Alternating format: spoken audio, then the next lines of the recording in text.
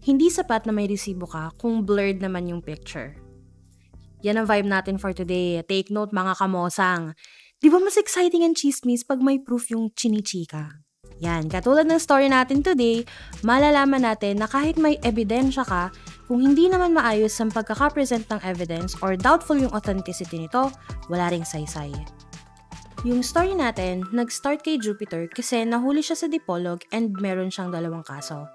Like any other story, gumawa ang mga pulis ng buy bust. Yung pulis na naging poser buyer, bumili kay Jupiter gamit yung marked money and ayun, inabot ni Jupiter yung sachet ng shampoo. Things happened and he was arrested tapos he was served a search warrant para sa bahay niya. Sa kwarto niya, nakahanap ang mga pulis ng additional sachet ng shampoo, mga paraphernalia at syempre yung marked money na ginamit. Yung sachets, pinatest sa crime lab and were positive for busha. Syempre naman, si OP natin nag-classic defense. Sabi niya, frame up lang daw at dinideny niya lahat ng allegations. Hinatulan siya ng Regional Trial Court sa 2 kaso, sale and possession ng shampoo mga te. Sabi ng korte, ang denial daw was weak defense lang at solid yung ebidensya ng prosecution. Ayun, guilty si Jupiter at may kulong and fine siya amounting to 16,000 pesos for both cases na. Yung mga shampoo at yung mga gamit, kinumpis ka ng gobyerno.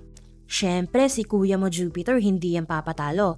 Nag-appeal siya sa Court of Appeals, kinwestiyon niya yung buy bust, yung chain of custody, validity ng search warrant, pati testimony ng mga pulis. Taray, panel sa thesis defense yung atake, mima ko! He did a lot of that for nothing kasi CA still confirmed yung conviction niya. Medj, binago lang yung hatol pero guilty pa rin si Jupiter. Si kuya mo kasing kulit ng langaw kasi ayaw talaga niyang tumigil sa kakapalusot. Ang drama niya was invalid daw yung search warrant kasi nung nagsimula na yung search, nakaposes na siya kaya wala na raw siyang chance na masaksihan to. I know, hindi pa siya tapos doon. Sinabi pa niya na hindi sinunod yung chain of custody kaya dapat hindi tanggapin yung shampoo as evidence. Syempre, clapback agad ng people of the Philippines through the OSG, diba?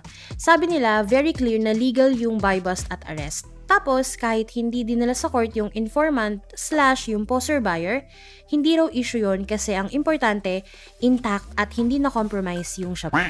Valid daw yung search warrant at yung denial defense ni Jupiter. Wala raw kwenta yun. Yung error sa information, minor lang daw at walang bearing para ibasura yung kaso. Kaya in short, lahat ng palusot ni Jupiter, walay epek. So yung drama naman natin sa story na to is kung nagkameron nga ba ng valid na search and seizure. Sabi ng Supreme Court, may point si Jupiter this time kasi nga presumed innocent ka hanggat mapatunayan na guilty ka beyond reasonable doubt. Dito, hindi raw na-prove ng prosecution ng solid yung kaso. So, yung peg ng Supreme Court, kapag may doubt, dapat pabor sa akusado.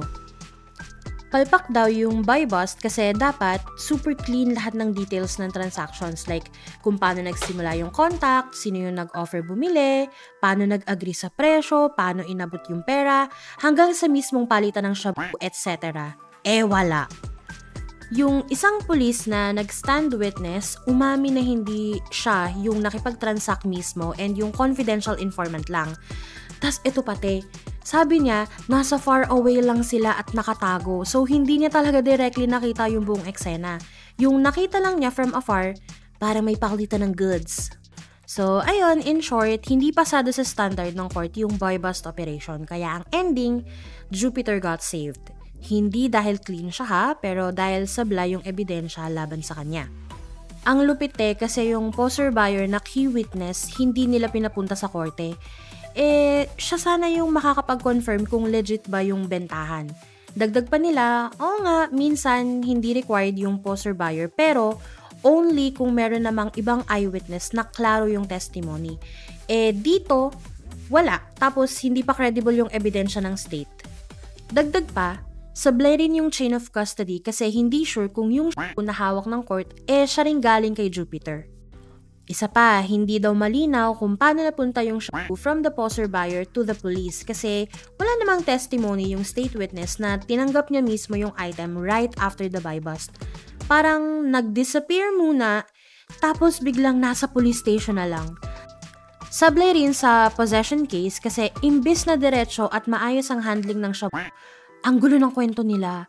After daw makuha yung shabu, dinala pa raw sa nag-issue ng search warrant. Tapos, pinatimbang pa sa pawn shop. Huh? Nung tinanong kung sinong gumawa ng handwritten entry sa certification, hindi rin klaro. Minsan daw ang sabi gawa sa pawn shop, minsan sa police station, ewan te. Hindi rin consistent kung paano nakarating yung shabu sa forensic chemist. May version na diretsyong dinala sa crime lab, pero may version din na dumaan pa sa iba't ibang opisyal bago makarating. Ang daming middleman, ganon. Dagdag pa nila, hindi raw malinaw kung sino at kailan nagmarka ng sachets. Wala ring malinaw na pahayag kung paano at saan nilagyan ng markings. Ang pinakamasaklap, nung nasa korte na, hindi ma-identify ng pulis kung yung sa court at yung nakuha nila ay iisa lang. In short, hindi reliable yung ebidensya. Sablay na naman yung chain of custody kasi hindi na-establish kung yung shabu na nasa korte, yun din talaga yung galing kay Jupiter.